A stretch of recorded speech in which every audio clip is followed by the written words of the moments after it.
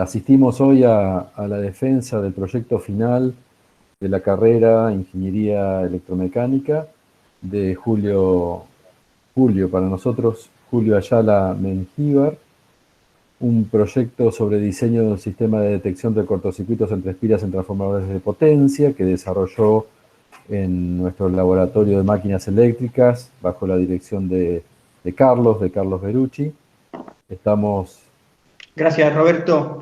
Quería comenzar agradeciendo al Laboratorio de Máquinas Industriales de la Facultad por el apoyo durante la realización de este proyecto final de carrera, y también quería agradecer a todas las personas que se han tomado el tiempo de estar hoy en esta presentación. Realmente lo aprecio. Los transformadores de potencia son máquinas que generalmente se las clasifica como máquinas estáticas porque en su interior no poseen ninguna pieza en movimiento. Entre las partes más importantes que nosotros vamos a encontrar en un transformador son, por un lado, el tanque de expansión, que se encuentra acá en la parte superior del transformador. Tenemos los bushings o aisladores de baja tensión. Del lado de alta tensión también vamos a encontrar bushings o aisladores, uno por cada una de las tres fases. Y hacia los costados vamos a ver algunas aletas que sirven como radiadores refrigerantes con el objetivo de enfriar el aceite que se encuentra dentro del transformador. Dependiendo de la potencia del transformador, puede o no existir un sistema de ventilación forzada, que en el caso de esta imagen estaría constituido por estos ventiladores que están hacia los costados, directamente montados sobre las aletas. Y si nosotros al transformador le elimináramos todas estas partes que acabo de mencionar, lo que quedaría sería la cuba de aceite. Dentro de la cuba de aceite lo que nosotros vamos a encontrar es la parte activa del transformador. La parte activa del transformador está formada por tres partes muy importantes. Tenemos el núcleo magnético, tenemos tres bobinados de baja tensión y también vamos a encontrar tres bobinados de alta tensión. Se realizan en la parte activa del transformador. También existen otras fallas que son comunes, pero que tienen menor probabilidad de ocurrencia. De este 40% es sabido que el 70% corresponde a cortocircuitos entre espiras, y sería este 40% que es la mayor porción dentro de este gráfico, y este 70% que es la mayor porción de este segundo gráfico, lo que estaría justificando el objetivo de este proyecto final de carrera, que parafraseando diríamos que lo que se pretende es diseñar un equipo de bajo costo que sea capaz de detectar cortocircuitos entre espiras de una misma fase de un transformador trifásico. Para poder cumplir con este objetivo, nosotros tenemos diferentes ensayos que nos ayudan a la detección de ese tipo de fallas.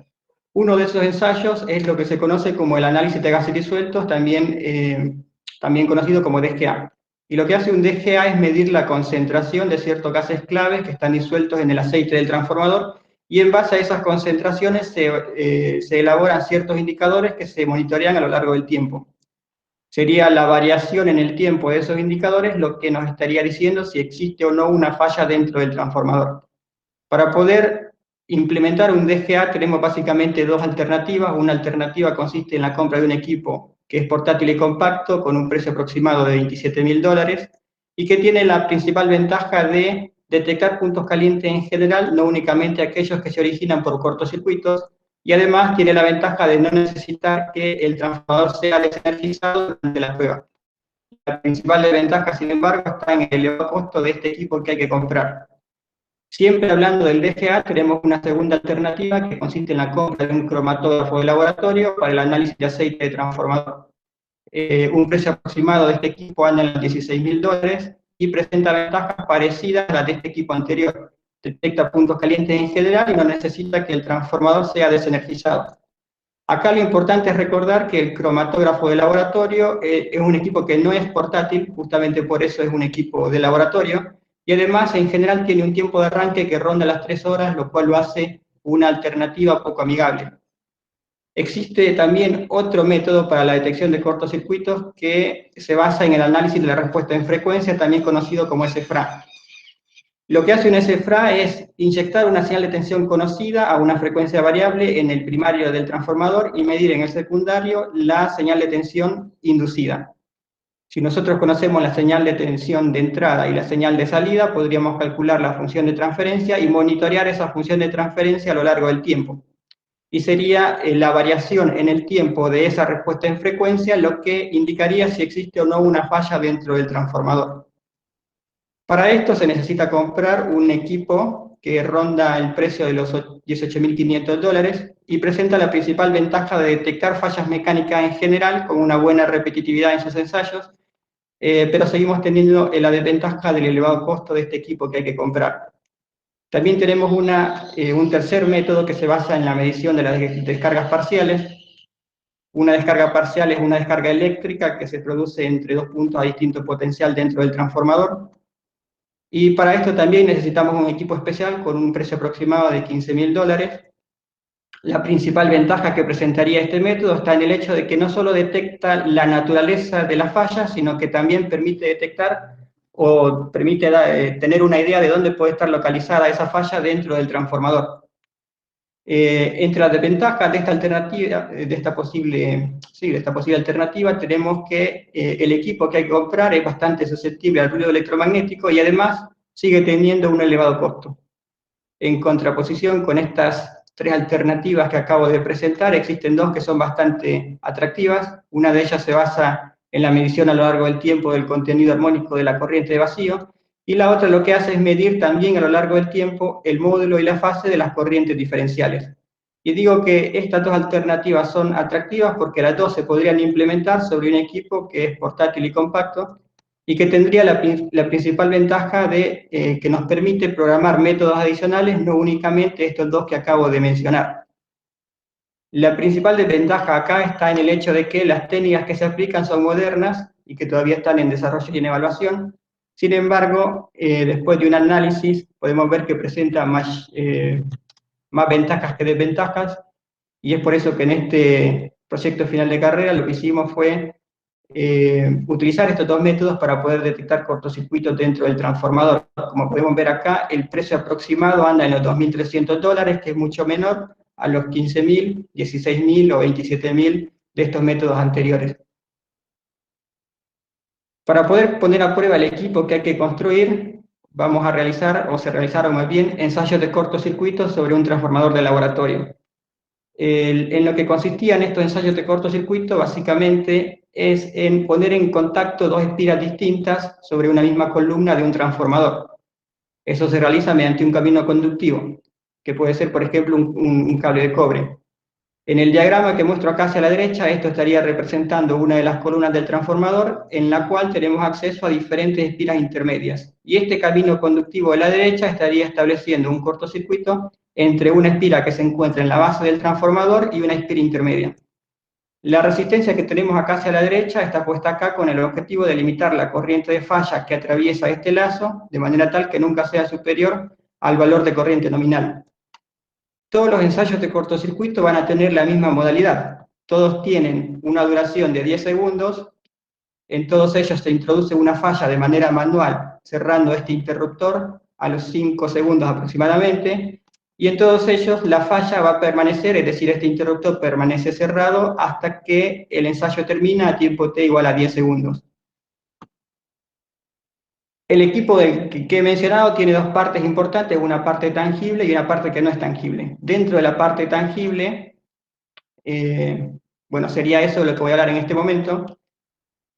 Tenemos acá el transformador al cual se desea ensayar y que está representado mediante este bloque acá arriba. Generalmente a la salida del transformador nosotros vamos a tener transformadores de medida con el objetivo de medir tensión, corriente y tensión. Tenemos los TI para medir corriente, los TB para medir tensión. En los secundarios de los TI vamos a colocar pinzas amperométricas con el objetivo de medir o censar las 6 corrientes de línea de este transformador. Necesitamos en total 6, 3 del lado del primario y 3 del lado del secundario. En el caso particular en que el primario está conectado en triángulo, entonces ahí en ese caso únicamente necesitamos 2 pinzas amperométricas porque la tercera corriente la podemos sacar por diferencia, y lo mismo sucedería con el lado del secundario.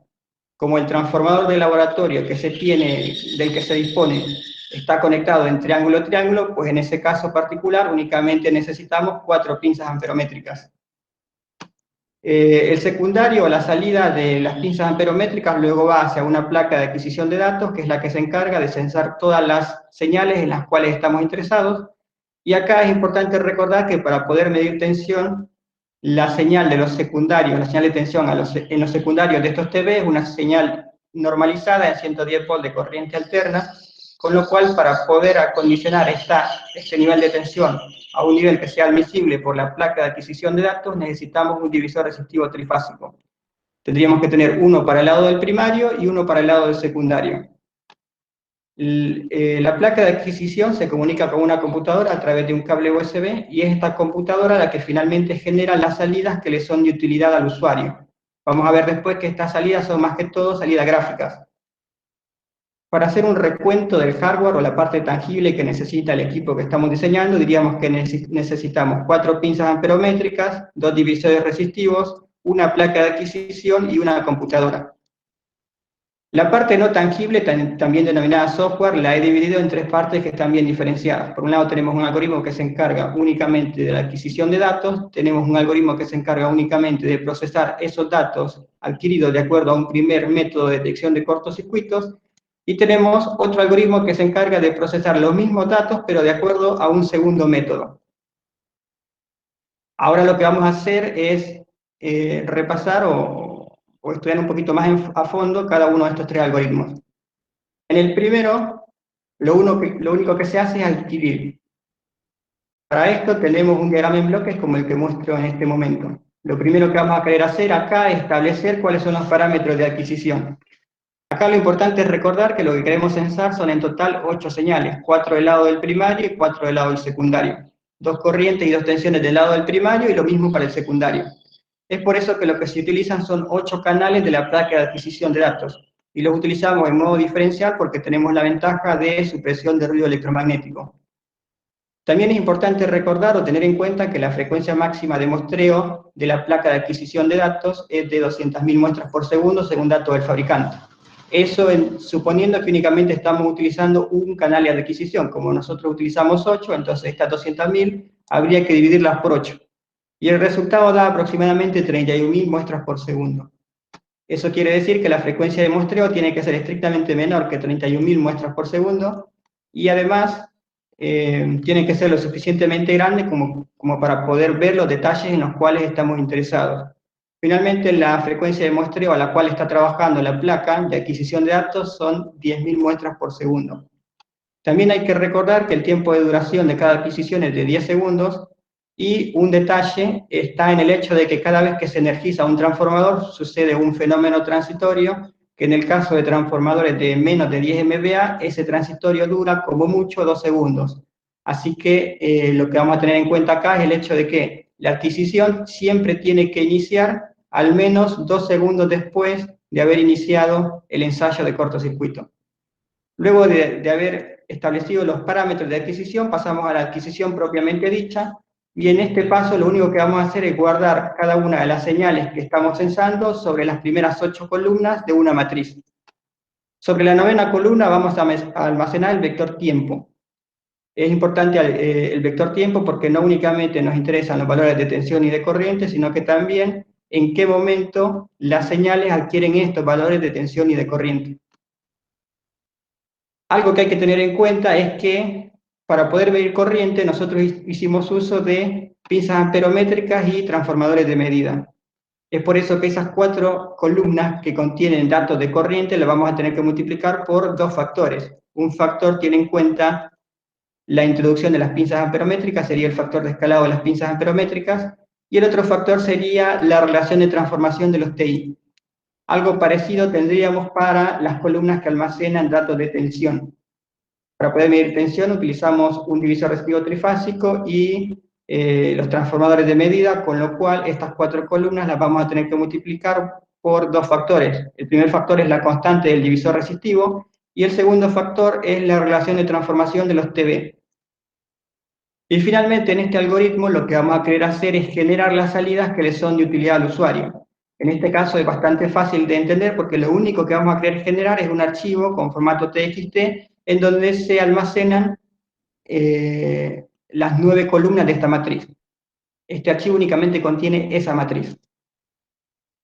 El siguiente algoritmo es el que se encarga de procesar los datos que hemos adquirido. Para este también tenemos un diagrama en bloques. Acá la idea es monitorear a lo largo del tiempo el módulo y la fase de las corrientes diferenciales.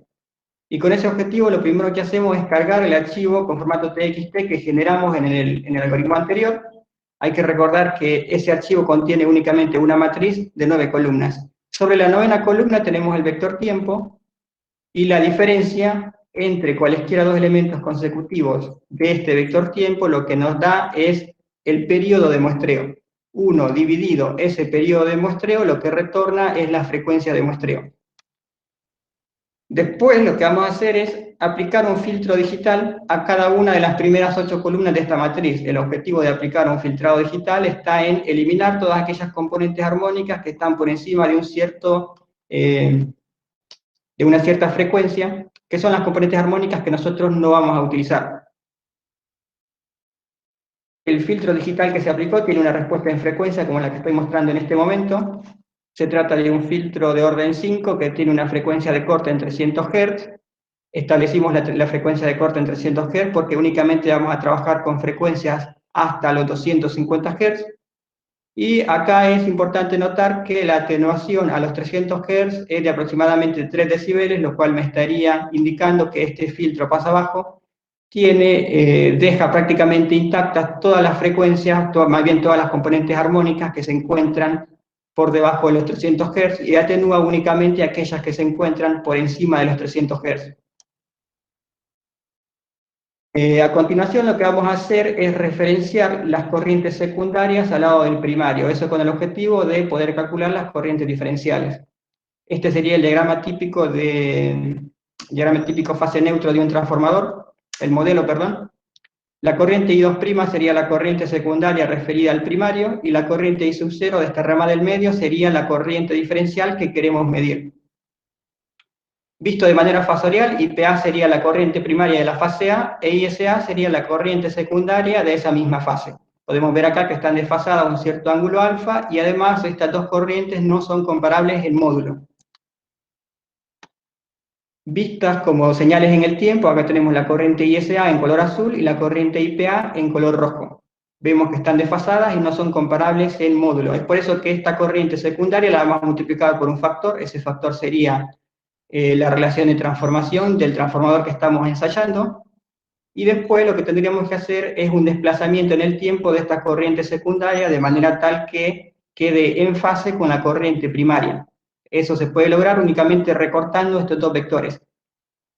Después de haber hecho ese recorte en los vectores, lo que vamos a ver son dos señales que están en fase y que son comparables en magnitud.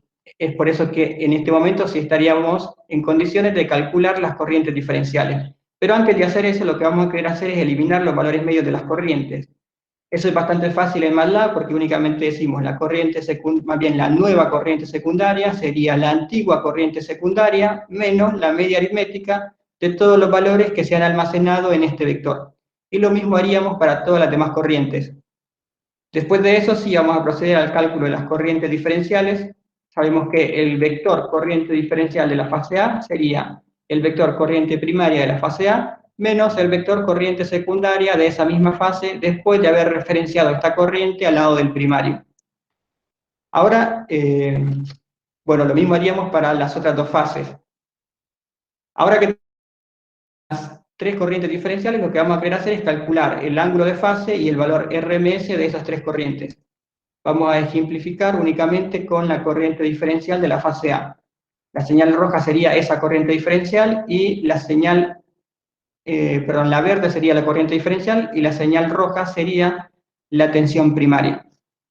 Lo que vamos a hacer es agarrar una ventana con una longitud temporal de 20 milisegundos, eso equivale a un ciclo de red de estas señales periódicas, y sobre esa ventana vamos a calcular el valor RMS de esta corriente diferencial y el ángulo de fase de la corriente diferencial respecto de esta tensión primaria. Cuando tengamos esos valores, vamos a ir acá abajo y los vamos a graficar. En un gráfico ponemos el valor de RMS y en otro gráfico ponemos el ángulo de fase.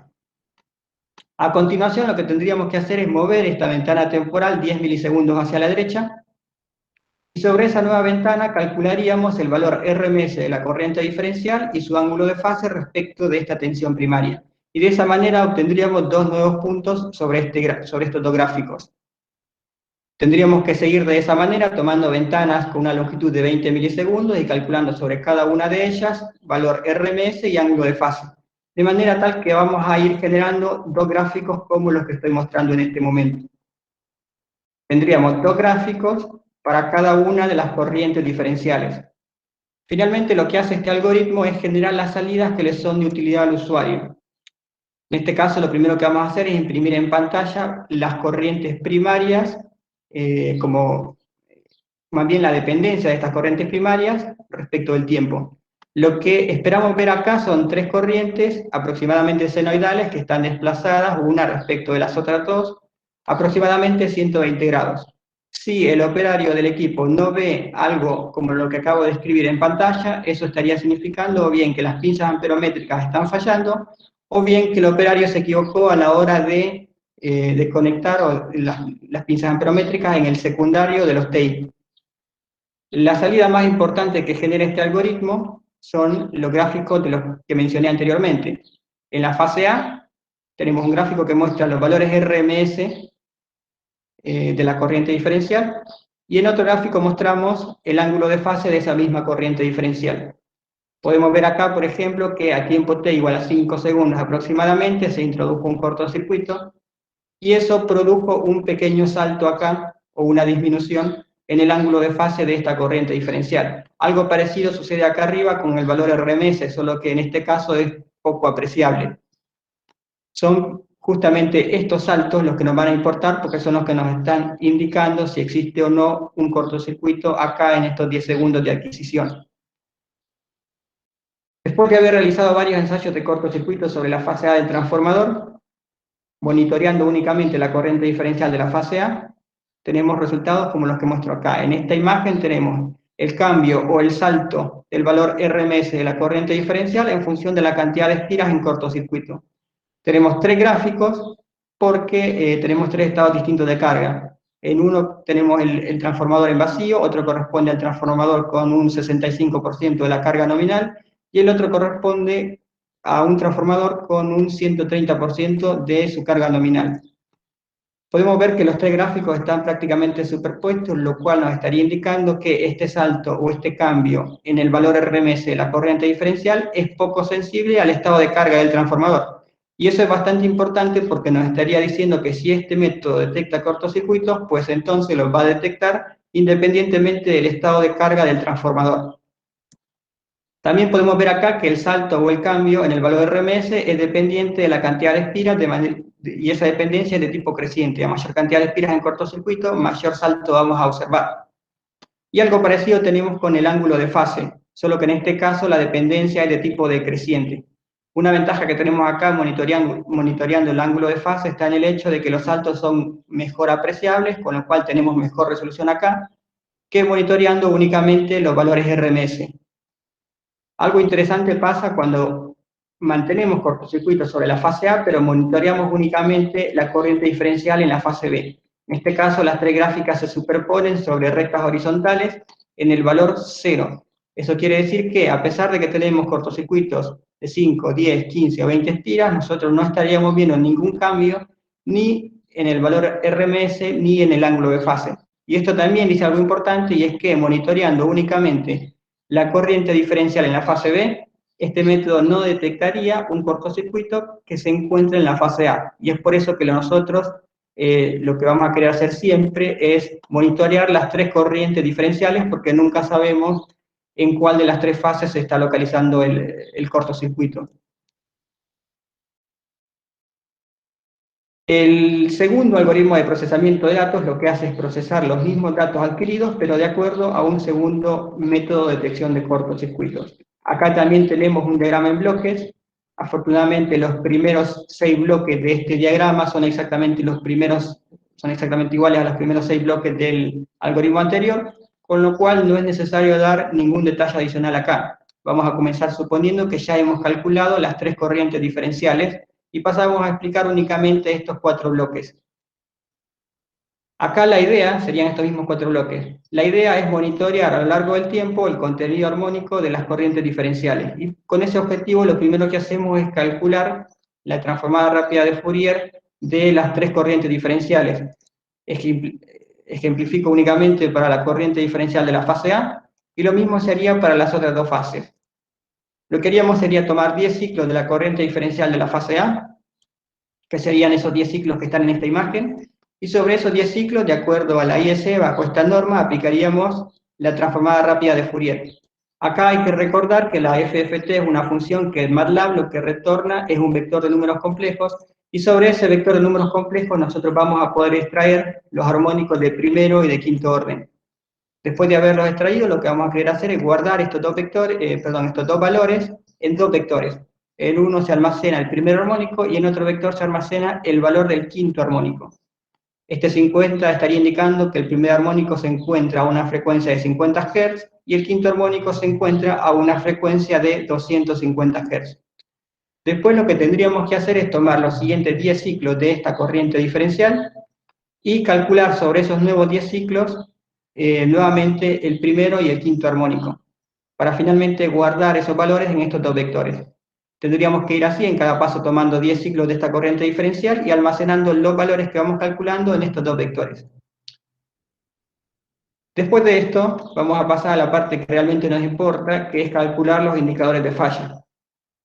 En este caso es bastante fácil porque el indicador de falla de la fase A es simplemente la componente de quinto armónico dividida la componente de primer armónico.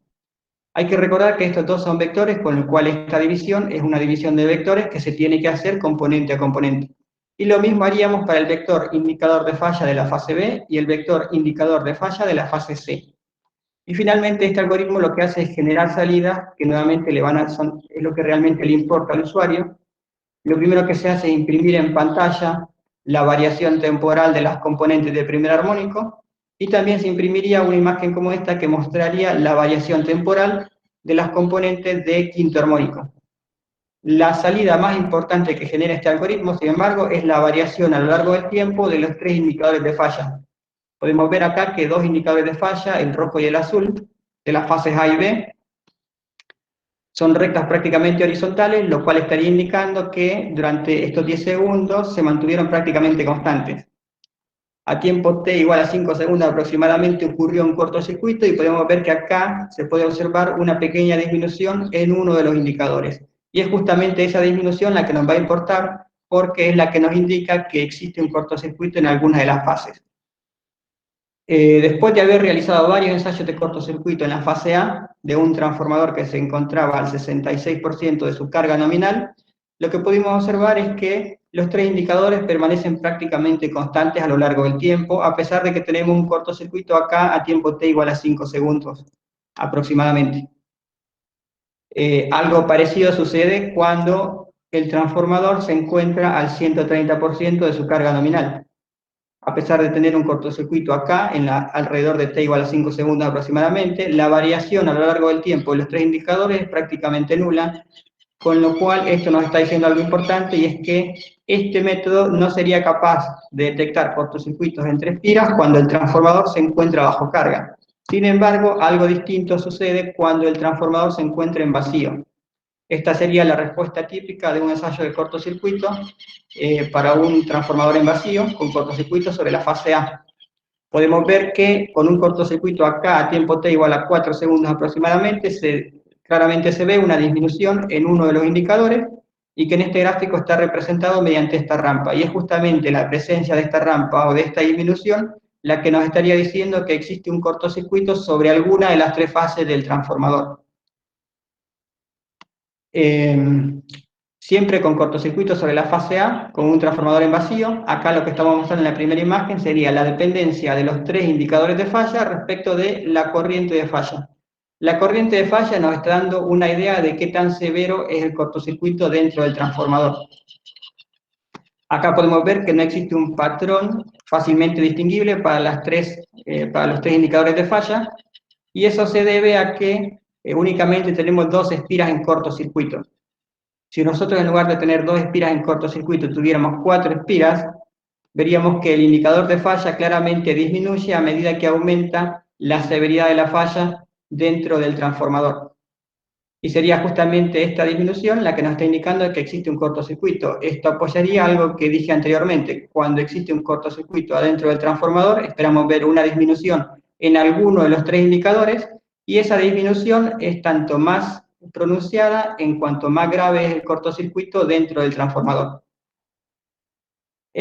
A manera de conclusión, lo que podríamos decir es que es posible o es factible la construcción de un equipo de bajo costo que detecte cortocircuitos en transformadores. Podemos decir también que es factible la detección de cortocircuitos mediante este método de monitoreo del módulo y la fase de las corrientes diferenciales, y que este método va a detectar cortocircuitos independientemente de si el transformador está en vacío o si está bajo carga. También podríamos decir que es factible la detección de cortocircuitos mediante el monitoreo del contenido armónico de la corriente diferencial, aunque este método únicamente funciona cuando el transformador se encuentra en vacío. Acá es importante recordar que la idea de realizar este segundo método o aplicar aplicar este segundo método de detección de cortocircuitos está en el hecho de que si el primer algoritmo detecta una falla, pues entonces podemos utilizar el segundo algoritmo para verificar que efectivamente existe una falla dentro del transformador. Al principio lo que dije fue que una de las ventajas que presentaba la construcción de este equipo está en el hecho de que se pueden incorporar actualizaciones de software y podríamos pensar, por ejemplo, en una actualización que lo que haga es modificar este primer algoritmo de procesamiento de datos de manera tal de hacerlo capaz de detectar cortocircuitos que involucren una menor cantidad de espiras. O también podríamos pensar en una actualización de este segundo algoritmo de procesamiento que lo que haga es hacerlo capaz de detectar cortocircuitos incluso cuando el transformador se encuentra bajo carga. Y con eso estaría terminando la presentación. Muchas gracias.